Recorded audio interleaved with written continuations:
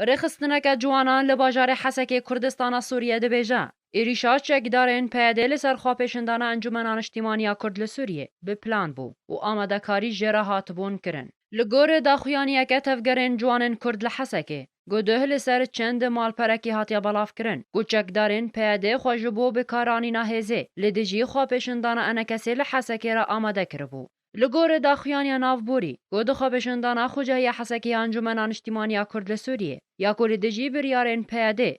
دروجا 20 مهده هات بولدار خستن هن کسان دور ج اخلاق و پرنسیپن کردان ایریشی خواه پیشندانه کرن و به پشتوانی آسایشا پیاده لجنو زاروکان خستن.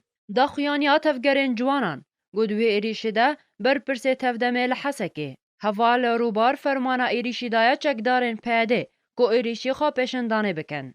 هر لگور وی دا خویانیه گو فرماندرکی آسایشا پیاده لقامشلو عبد السلام علي ولو و برايوي عبد الغفور ولو كو اندام آسایشنه ده ایریشال سر خواپشندان انا کسی ده لحسکه ده بش دار ببون. هر وها بریا خواپشندان دست ببکه. پلانا ایریشال سر وان هات بو دارشتن. و تیده لقمان ده هم بر پرسه هزا جوهریا پیاده لحسکه ده ایریشی ده بش دار بو. هر وها دا خویانیا نافبوری ده بیجه كو اندامين هيزا جوهري ين كو إيريشي خواپشندانه کرن. خواب ناوه طابورا شهید نعمان دنزانین.